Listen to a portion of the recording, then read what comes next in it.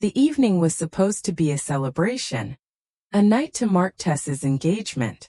But as I sat there at the table, the delicate clink of silverware and the hum of polite conversation felt like an oppressive weight, heavy on my chest. I tried to breathe, to push down the knot that was tightening in my stomach, but it only seemed to grow worse with every passing second. I hadn't seen Tessa in months. Our relationship had always been strained, but when she made that comment at the baby shower, joking about how I collected diapers and bad decisions, something inside me snapped. It wasn't the first time she'd made a dig, but it was the last. I smiled then, forced the laughter, but deep down I felt like she had thrown a stone at me, one I couldn't shake off. And now, here I was sitting in a room filled with people who still saw me as that joke, the one who made mistakes, who did it all wrong.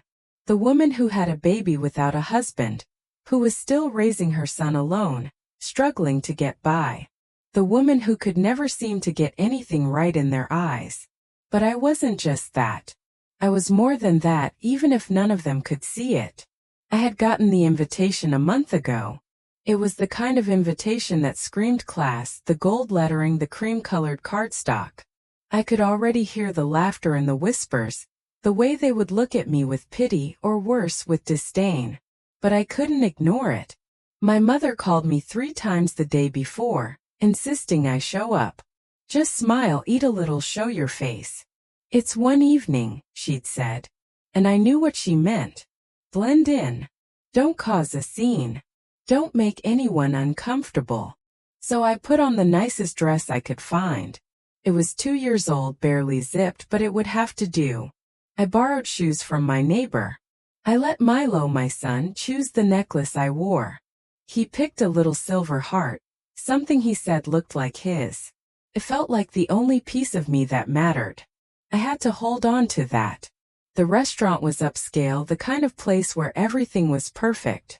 Soft lighting, expensive wines on display like trophies. Everyone seemed to be wearing elegance like armor. Tessa floated across the room in a fitted silk dress, too much perfume, and a smile that didn't quite reach her eyes. She kissed me on the cheek, like I was a distant aunt, someone she didn't really care about but felt obligated to acknowledge. "I'm so glad you came," she said, but it felt hollow, like a polite formality. "Did you bring a +1 or just Milo?" she asked, her voice dripping with that sweet, practiced tone. "Just Milo," I said, my voice small, almost lost in the clinking glasses and laughter. She didn't respond, turning to greet someone else as quickly as she'd addressed me.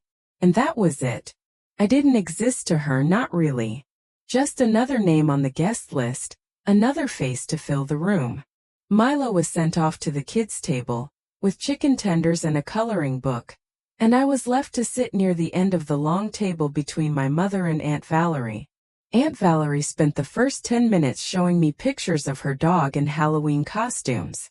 I tried to engage, tried to smile and nod, but all I could focus on was the way everyone at the table seemed to look at me with a mixture of pity and judgment. Uncle Reuben, already 3 drinks in, was sitting at the head of the table, laughing loudly at nothing in particular. My mom looked like she was trying to disappear into the upholstery, her eyes cast downward as though the tablecloth could swallow her whole. Across the room, Dylan stood quietly by the bar, talking to his younger brother. He kept glancing at his phone, his smile strained, like he didn't really want to be there either. But the focus of the room was always Tessa. She was glowing, radiant under the attention, working the crowd like the queen of the evening. I could see the way she commanded the room, how everyone leaned in to listen, how they laughed at every word she said. She always had that power.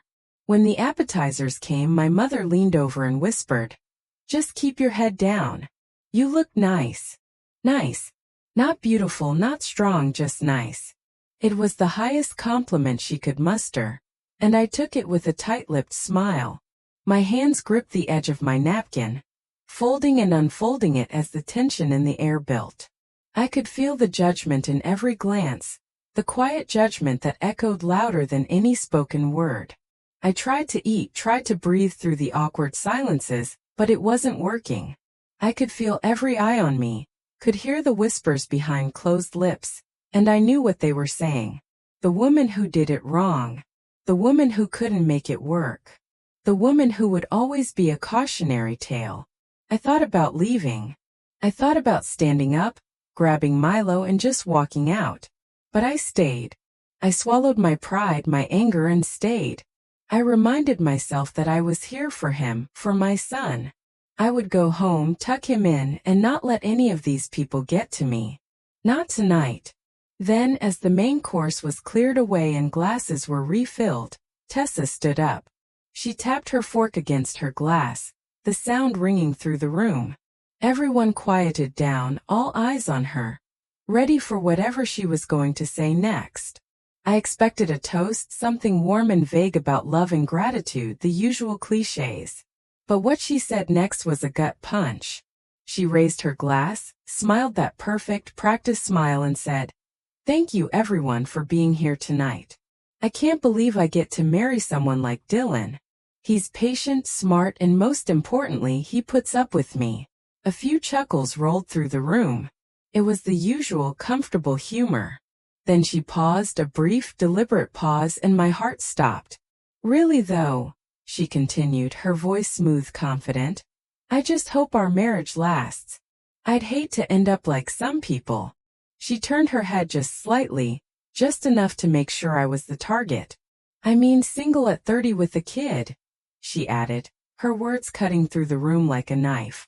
And then the laughter came. It wasn't polite. It wasn't the awkward chuckles of a poorly timed joke. It was real, loud, triumphant laughter.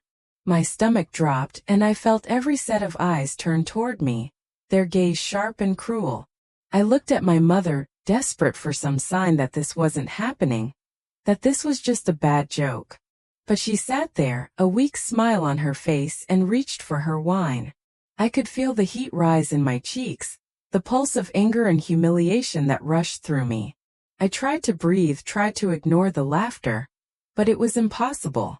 I was the punchline, the one everyone could laugh at, the one who didn't fit their perfect little world. I thought of Milo, just a few feet away, drawing a spaceship on a napkin, oblivious to the way they were tearing his mother apart. He didn't hear it. He didn't know what they were saying about me, about him. But I did. And it cut deeper than anything I had ever felt before. The laughter echoed in my ears, louder than the clinking of glasses or the murmur of polite conversations. I could feel the weight of their eyes, their judgment, and it burned into my skin like a brand. I wanted to stand up, to scream, to make them see me, to make them feel the weight of my pain. But all I could do was sit there, frozen in my chair, my hands gripping the napkin with white knuckles. Tessa's words hung in the air, sharp and unforgiving. Single at 30 with a kid. They weren't just words. They were a declaration, an accusation. And I couldn't escape it. Not here. Not now. Not in front of all of them. I turned my head, trying to focus on something, anything, other than the way they were looking at me. But the room seemed to close in around me, the edges of my vision blurring. I could hear my breath coming faster, feel the tightening in my chest. It wasn't just the humiliation. It was the anger. The overwhelming, searing anger that I had kept buried for so long. The anger that had been growing inside me ever since Tessa had first made that little comment, ever since she'd let her perfect little world become the measure of my worth. I had always tried to stay calm, to rise above it. I had learned to swallow my feelings, to wear a mask of politeness and grace, to smile through the hurt. But tonight that mask was cracking. It was slipping away, and I could feel the tears welling up in my eyes. I wasn't going to cry. Not here. Not in front of them. But it was getting harder and harder to hold it together. I glanced at Milo again. He was still drawing, completely unaware of the storm raging around him. His small, innocent face was a reminder of why I was here. Why I kept going every day despite everything. Despite Tessa. Despite the world that had cast me aside. He was my reason. He always had been.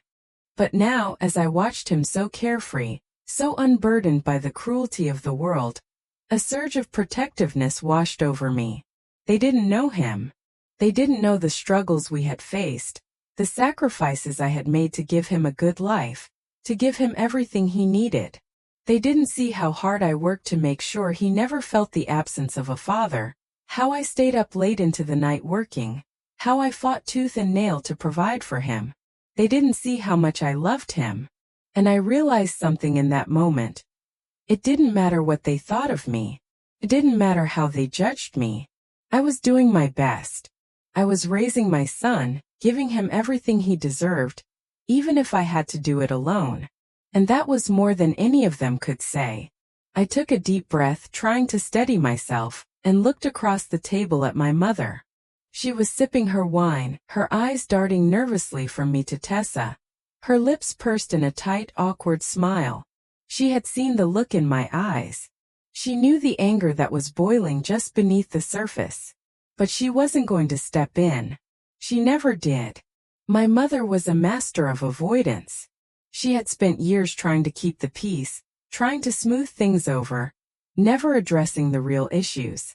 She had never stood up for me when I needed her most, never defended me when I was hurt by Tessa's cutting remarks, never once put her foot down when her family treated me like I was less than. And tonight she wasn't going to do it again. I turned my gaze back to the table, my fingers tapping restlessly against the edge of my wine glass. I could feel the tension building, the silent storm inside me threatening to break free. I had been quiet for too long. I had let them walk all over me, let them tear me down with their words and their looks. But that was going to stop tonight. As if on cue, Dylan walked over to the table. He looked around, his eyes scanning the room before finally resting on me. I wasn't sure what he saw when he looked at me. He had always been polite to me, but there was something distant in his eyes, something cold, like he had already made up his mind about who I was. And I hated him for it.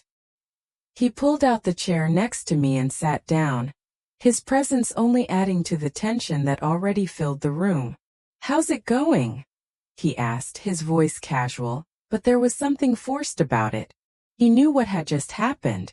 He must have heard the joke, seen the way the others reacted. And yet there he was, acting as if nothing was wrong. "Just great," I said, my voice sharp, laced with sarcasm. "How about you? Enjoying the show?" Dylan glanced over at Tessa, who was busy chatting with her friends at the other end of the room, and then back at me. He opened his mouth as though he was about to say something, but then closed it again, a faint frown creasing his forehead. He didn't know what to say. He didn't know how to fix it, and honestly I didn't expect him to. I didn't want him to. But I couldn't help the small part of me that wished he would.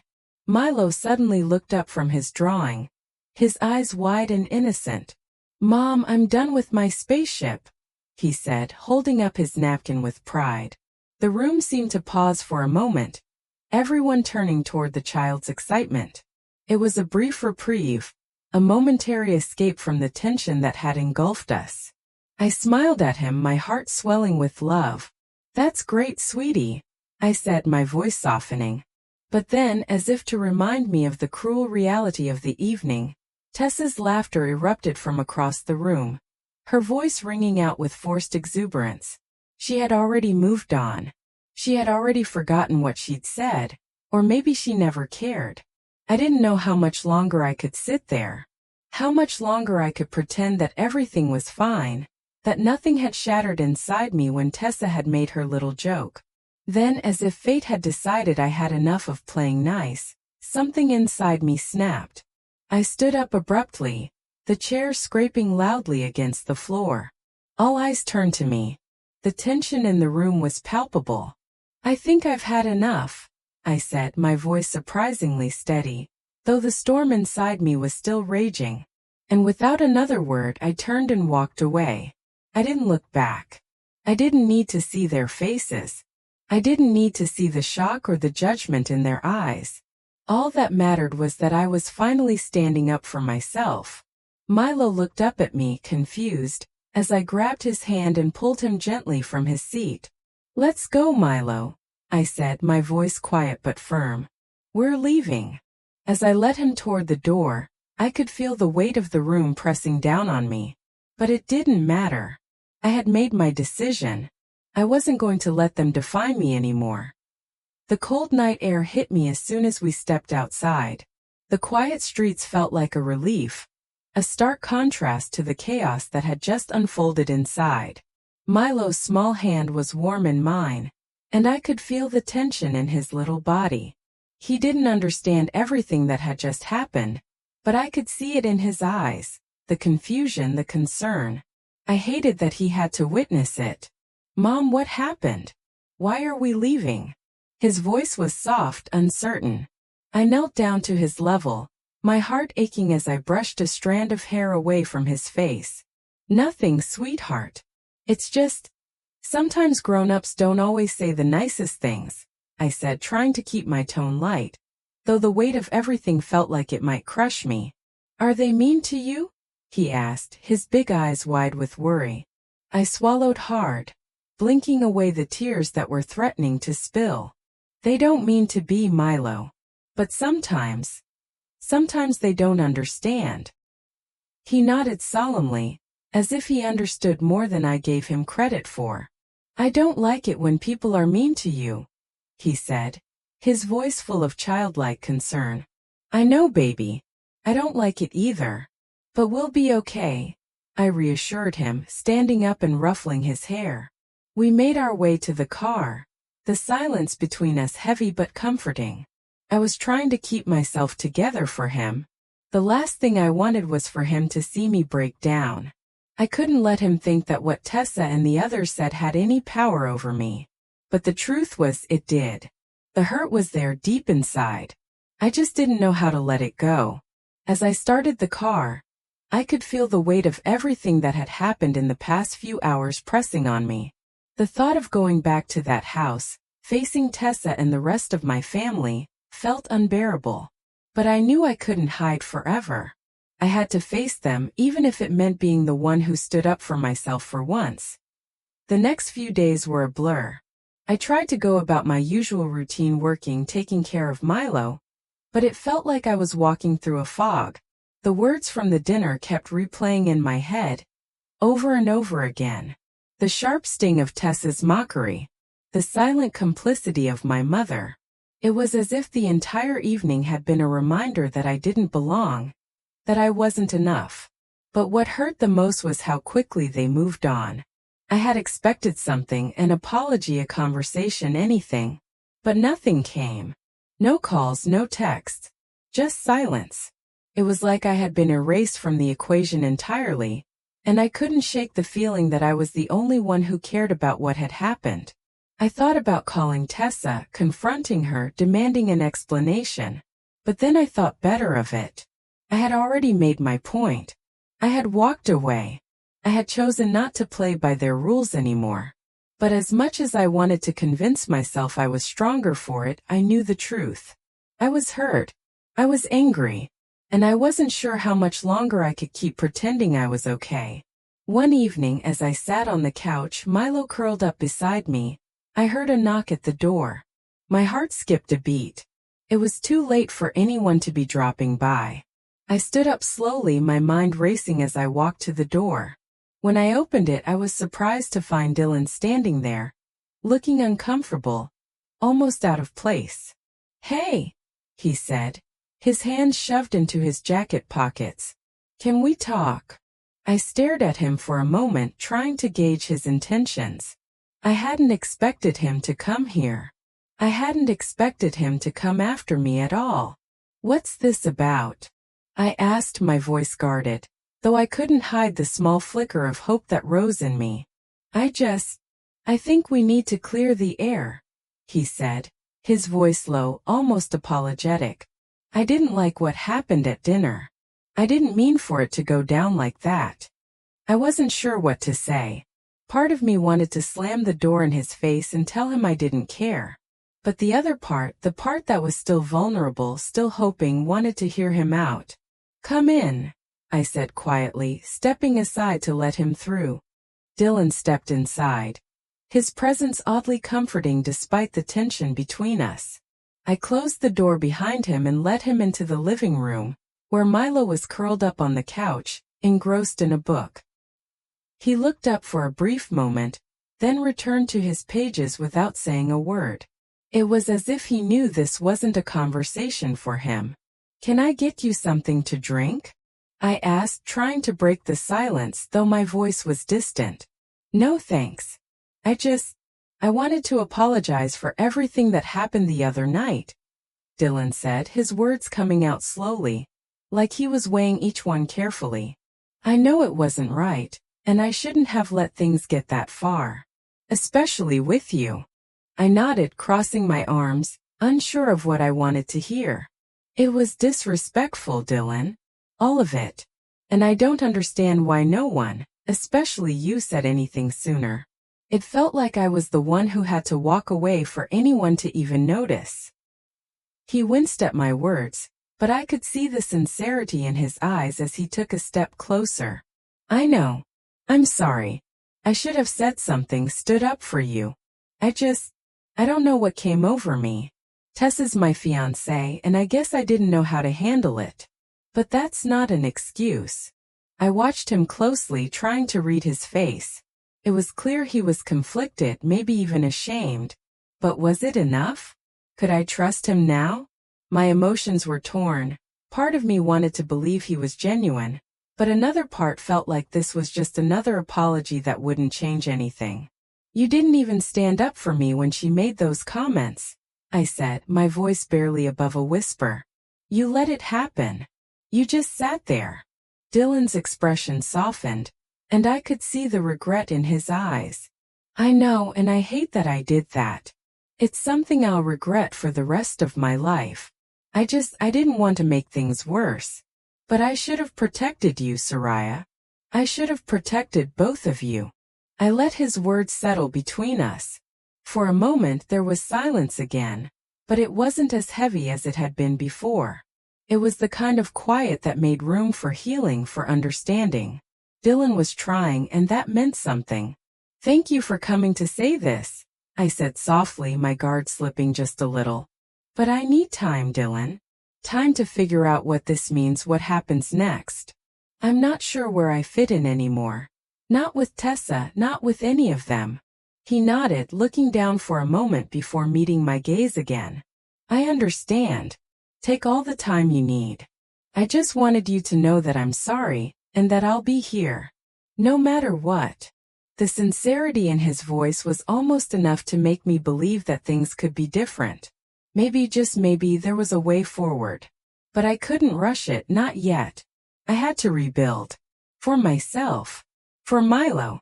"I'll think about it," I replied, my voice steady but quiet. "But right now I need to focus on us. On Milo and me." Dylan gave me a small nod, his eyes filled with something close to understanding. He didn't push. He didn't ask for more than I was willing to give. "I'll go," he said finally, his tone respectful. "But I'm here when you're ready. I won't disappear." As he left, the weight on my chest felt a little lighter. There was no immediate fix, no instant forgiveness. But in that moment I knew one thing for certain: whatever came next, I wasn't going to let myself be anyone's afterthought again. I closed the door behind him and turned back to Milo, who was still quietly reading on the couch. I walked over to him and sat beside him, pulling him into my arms. "We're okay, buddy," I whispered, pressing a kiss to his forehead. "We're always going to be okay." And for the first time in days I believed it.